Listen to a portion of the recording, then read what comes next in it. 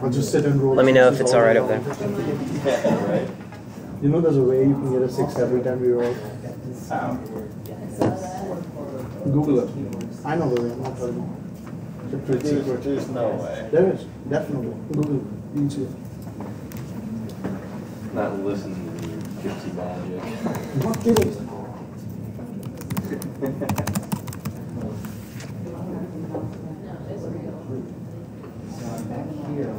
Risk is a fun game though. Yep. They all good over there? Fun that I haven't played in a long One time. time I played a game for an entire week. We used to like put it under the bed at night. Save it, yeah. You don't want people coming and cleaning your office. See, if I played with my little brother, he would just come up and put extra pieces there. Yeah, And most I'd go people- back and he'd be like, yeah, extra cannon. Most people just stop playing after a point. You know, because like, oh, Do you like cards or no cards? no, the whole, no cards, just No cards? rolling. What did you do here? Yeah, classic. Yep. What's all Okay. that? Classic Risk, like the way the game comes in the instructions. Well, you kept saying the +1. If you put a +1, it's not gonna work. I don't Just say copy no. yours. That's the way I do it. Okay, let's go ahead and get it started up. Okay. But I don't know exactly what he Let's was do.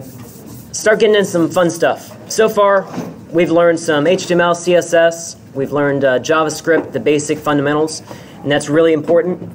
You need to understand what variables, functions, scope, all that stuff does, assignments, conditionals. By the way, what is conditionals?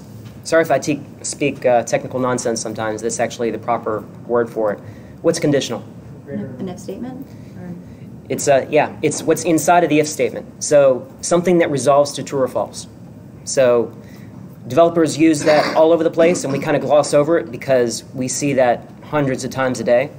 So I need to take a step back. It's like, okay, does everyone understand why we're doing that? Those little switches that allows us to say, go this path or go that path.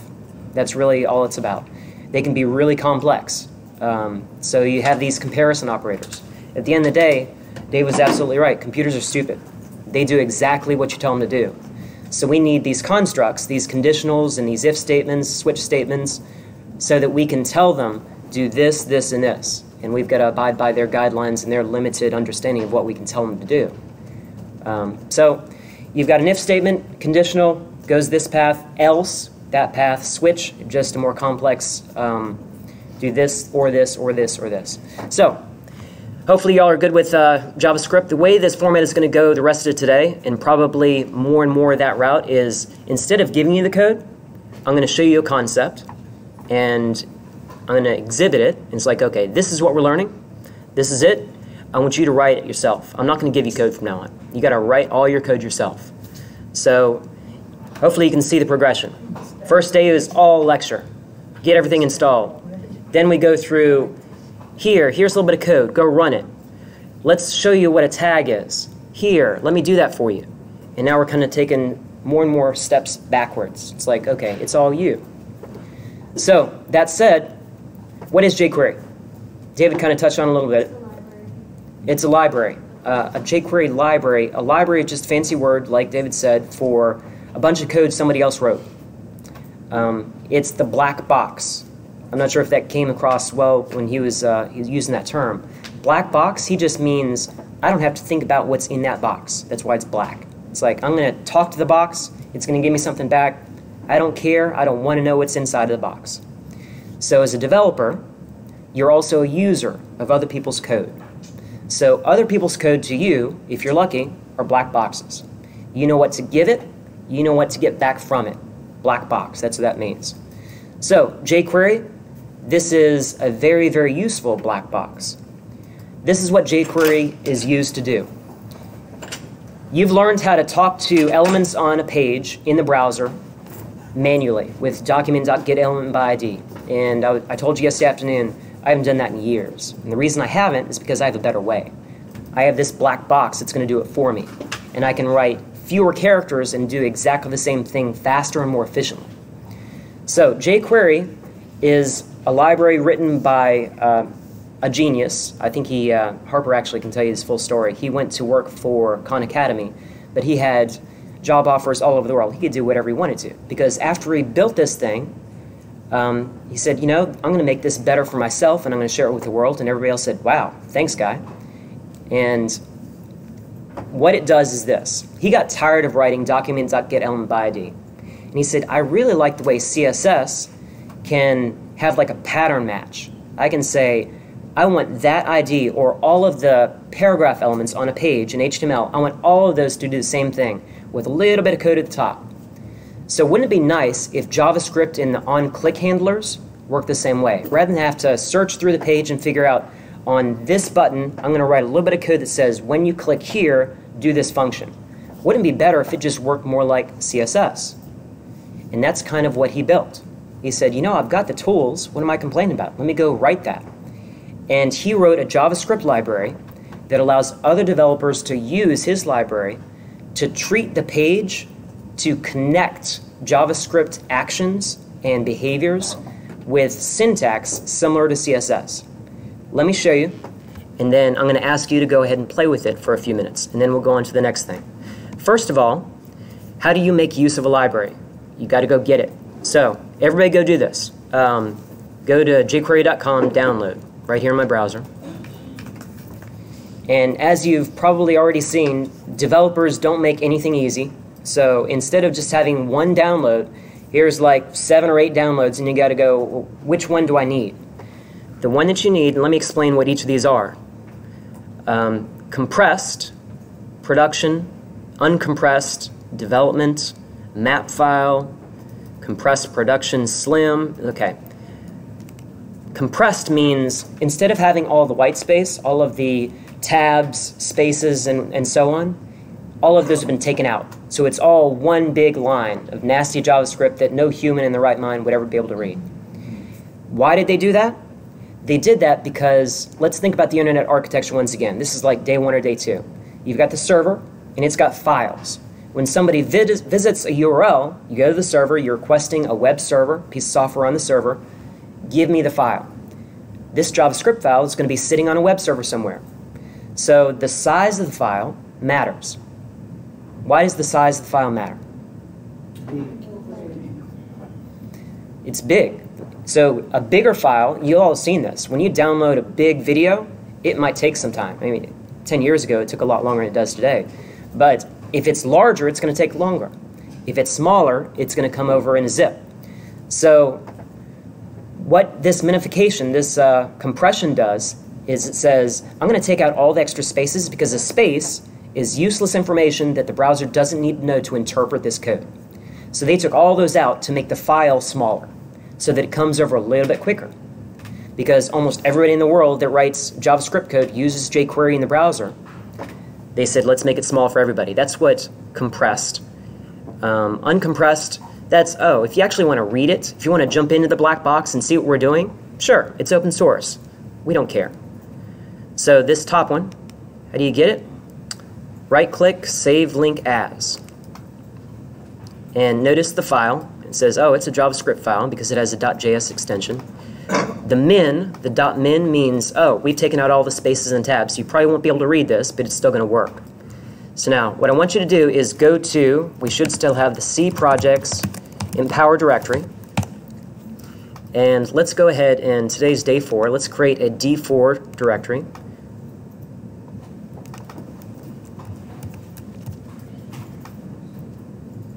Okay? Everybody with me? So you got a D4 directory. Go into the D4 directory. And right here, let's create a subdirectory. New folder. Folder, directory, same thing. Developers use the word directory instead of folder. So let's call it JS. So that's a place where we can just throw all our JavaScripts. So go inside of there, and then just click the Save button. So everybody, that's the path. C projects empower D4 JS. And we're inside of there, and I'm going to click the Save button.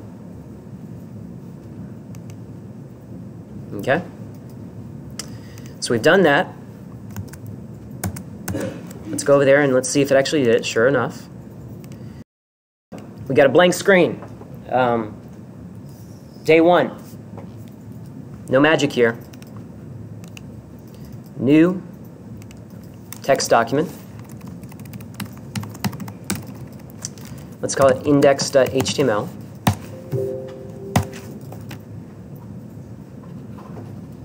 Okay. Now, we're over Notepad. The reason we use Notepad is to make it a little bit more painful in the first couple days. Notepad doesn't help developers at all. It's a course of last resort. If you got no other text editors, yeah, you can use Notepad. It's only text, no magic. But in the real world, that's actually why one of the reasons we asked you to install all those other text editors, so that you could make use of them. So you have lots of other options at your disposal. If you like Visual Studio Code or Sublime is the one I prefer, or you've got Atom, which is one Harper prefers, or Visual Studio, full-blown, feel free. It doesn't matter. It's just a text editor. So I'm going to open this with Sublime. Open that blank HTML file. And in Atom or in Sublime, I don't know if probably somebody has been around and shown you how to use these already. But what I like to do is I do open folder. And it's the same thing in Atom or Visual Studio Code or Sublime, so it doesn't matter which one. Remember paths? All this stuff is useful. So I'm going to go there, and I'm going to say select folder. C Projects Empower D4. I'm not in the JS folder because that's one of the asset folders. That's going to be inside of my project. So you choose the top level project root of where we're going to be working. Okay? So, isn't that nice and pretty? So we've got, oh, hold on. I forgot to do something. I forgot to make it so that everybody can actually see this. I'm going to blow it up enormous. There we go.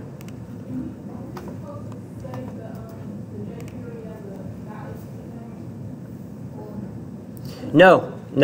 It's you should have done it just exactly like I did. So if you open it up in your editor or even in Windows Explorer, this should be your directory structure. So D4, JS, and you've got that thing, jQuery 331.min.js, and you've got this sitting right underneath D4, and it's completely empty. So there's no code you need to have downloaded except for the jQuery file.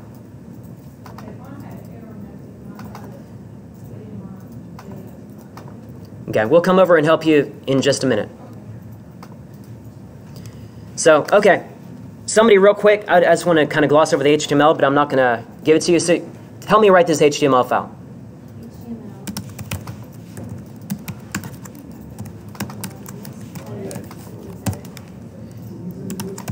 Head. Body. Okay, yeah, that's pretty much it. It's not too hard. So we also need a title.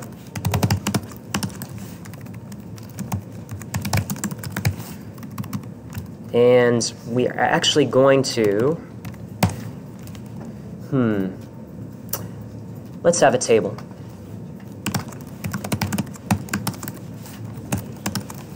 So y'all remember the table. Remember this HTML stuff. It's actually useful. So table,thead,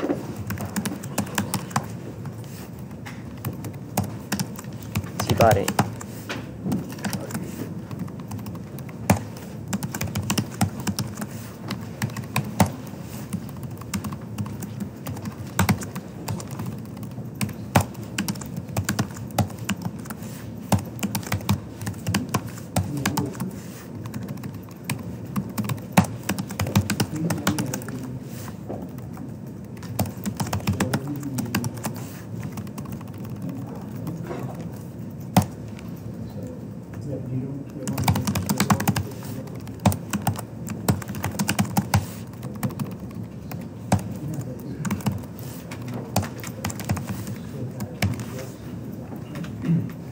Okay, I just typed a bunch of stuff there. It's a little bit quicker because I want to get us to the jQuery, the cool, fun stuff, rather than gloss over HTML. But you all should know exactly what's on the screen here. Let me review that for just a minute. So, oh, by the way, if you're in one of these nice editors, look at that. If you format your code nice, you can actually collapse and expand. Yeah. The question was, did I just type all that? And the answer is yes. We did. Could you take a look? So all I've got here is a very simple table. T-head, it's an optional tag. You don't have to use it, but it just says this is a piece of the table that's part of my header. So I've got a row, TR. Y'all know what a row is, TR. And then I've got 2 cells. It's called TH in the header just because I may want to style them differently. Don't have to. I've got a T body. And notice how I've indented because it's hierarchical. So I can collapse also. It's like, oh, I don't need to look at my T head anymore. I'm going to collapse that. T body, TR. And I've got a second row, a row in my body that says 2 cells. On the leftmost cell, I've got the word alley. Second is Tachbaz. So this is going to be a very, very simple table, and it's not going to look pretty at all. But let's go open it up. So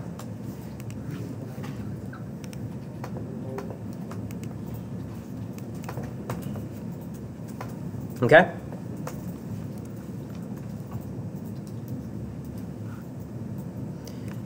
Nothing hard. Now, we haven't actually done anything yet. This is just review. So let's make it so we can actually do something fun. So let me go get a script tag. And actually, I never remember the script tag source syntax. I think it's just script source. But, okay. But it is going to help me with that. Because I don't often, you just copy and paste this stuff usually.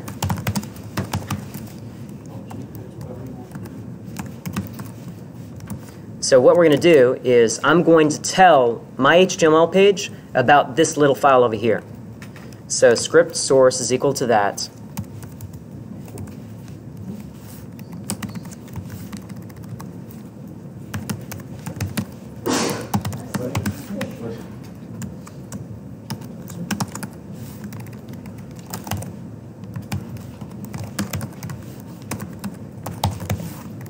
I don't need that type thing, but call me old school. That's the way I was taught.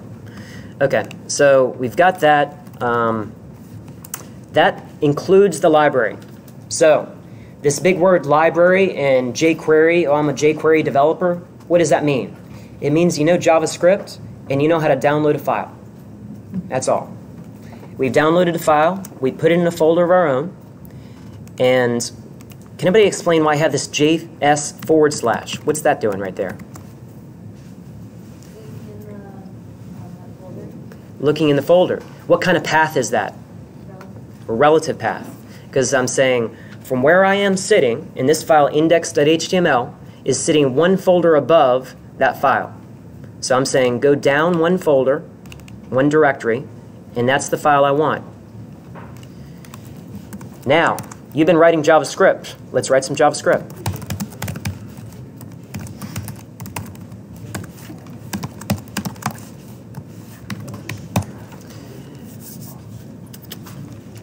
This is where we actually have to write some different JavaScript. We're going to say, you know jQuery, you're great, but I've got to wait until the page loads. So when the page loads, not everything may be available. Especially we saw that Amazon.com file, and it probably had to be like 5 megabytes in size, and he had all kinds of HTML and CSS and JavaScript. Well, that may take, on slower computers, a few seconds for everything to be done in the browser and rendered. So you don't want your JavaScript code running before that's ready. So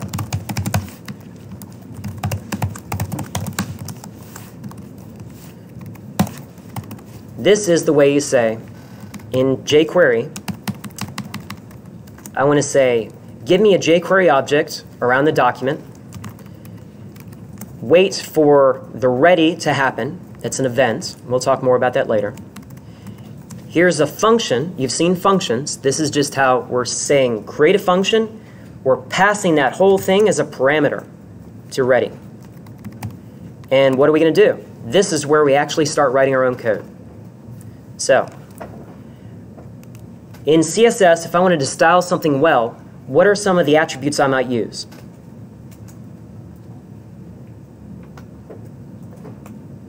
how to identify something easily later on the page. That's why you usually... Like an ID. Like an ID. I'd probably give it an ID. When do you use an ID versus a class? What's the decision point? If it's one specific element that you're looking for as opposed to a class. Exactly. The answer is, if you're only ever going to use one of these on this page, use ID. If you could have more than one, use class. So, we're only going to have one table. This is going to be a simple example. Let's give this an ID.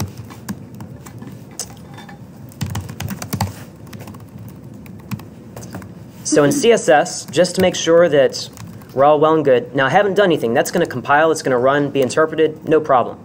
But let's style this table just so we know that this is what it looks like before.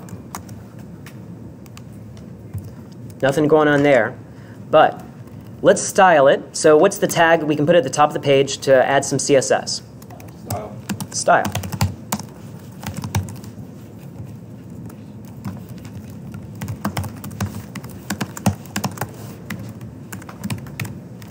And I want to style that table so it has black backgrounds and white text. Somebody tell me how to do that.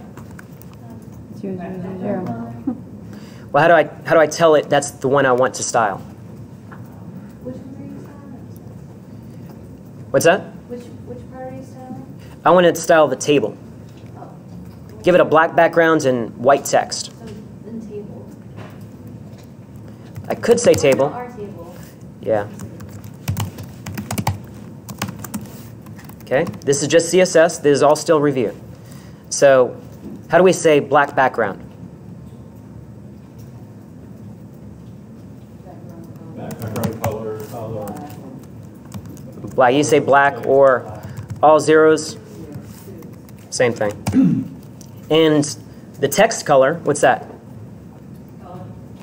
Color. And I want that to be white. So F. And let's make it 80% of the screen width.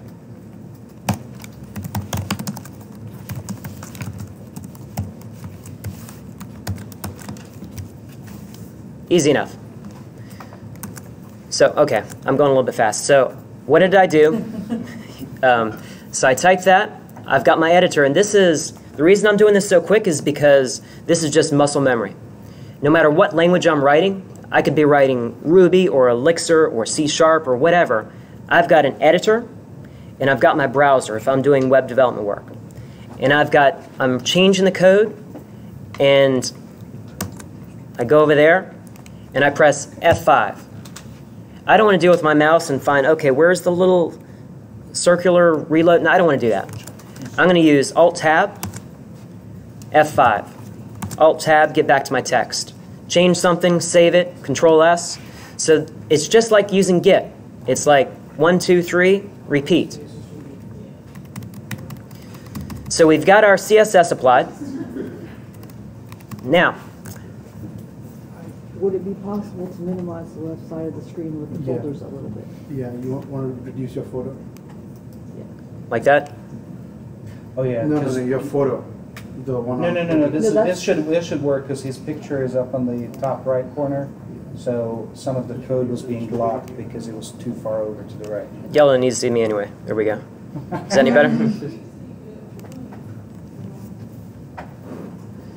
Is that better?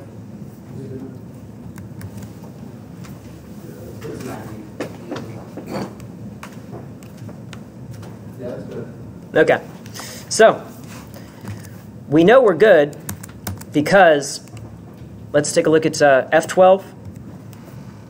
Do we have any, let's reload the page. We don't have any little error messages, and I'm sure the little error messages are no stranger to you by now, which is good. So, document ready, what are we going to do? Let's go ahead and change, I'm going to change my name, actually.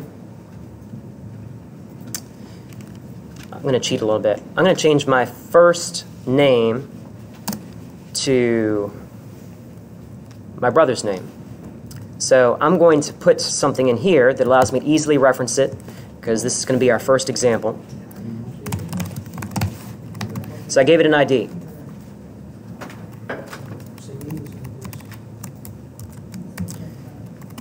And And I'm going to change my name with jQuery.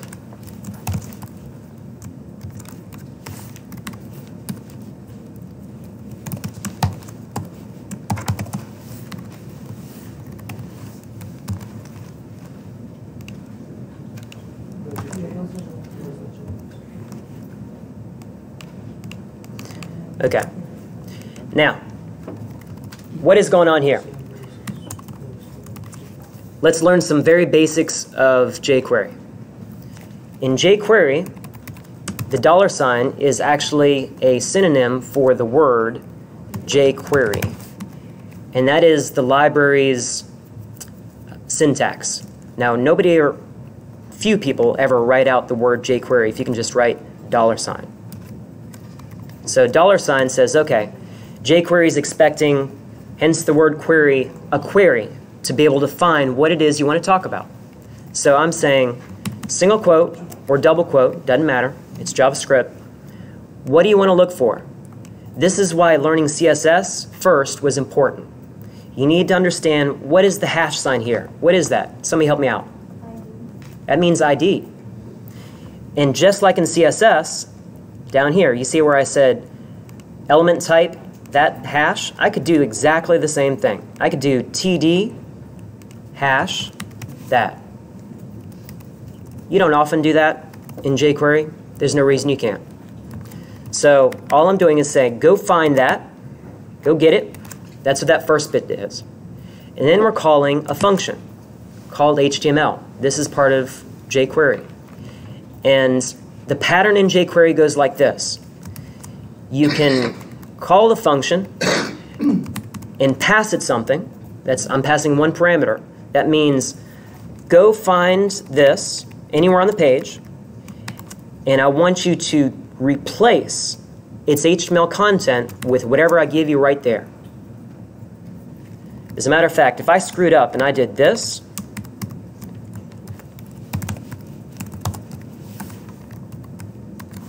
what is that going to do? No error.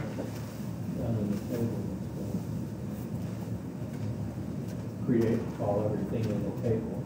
Your table head. I read as our table, John. You guys can call table John, right? It's going to replace the whole table. Watch it.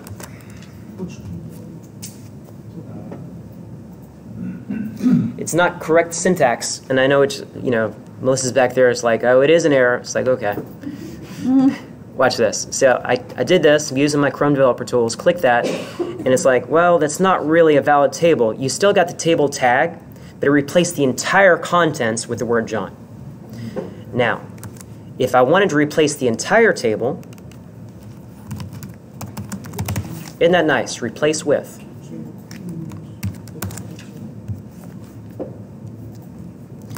Same difference. So, point, getting back to what we originally intended. By the way, to undo, Control Z. So, first name, HTML John. So, I'm not going to give you this code because it's very simple, very straightforward. You've learned HTML, CSS. You've downloaded the jQuery library. You put it in this folder. I want you to go to town on your index.html, create a table, and change elements that you have written into the table with jQuery. HTML is your friend. Just HTML will say, change whatever I found here with whatever I pass you here. By the way, the pattern is this. To change something, it's like that. To get something, let's not do that, it'll be confusing.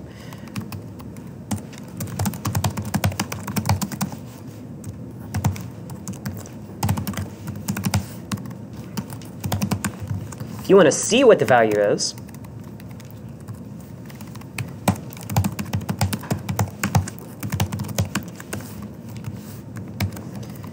notice this is exactly the same method name. And that confused me when I first saw jQuery. It's like, what's going on here? If you don't pass anything, it does something different. You're not changing the value. You're saying, oh, go find it and give me the current value. So this is going to go look into first name, and it's going to find Ali here, and it's going to say, put that into a variable, call it current value. Then I'm going to log it. You may not have seen this console.log, But if we're working in the browser, this is just a way to say, I want you to write this into the console, just so I can see what's going on. So let's go over there and see what happens now. Right there it is. So we read the page, it got the current value, put it into a variable, and then we said write it to the console. That's all we're doing. So here's a challenge. I want you to do this, but I want you to read the value and concatenate something else and replace it. Do that using jQuery. You got about 15 minutes, 1:45.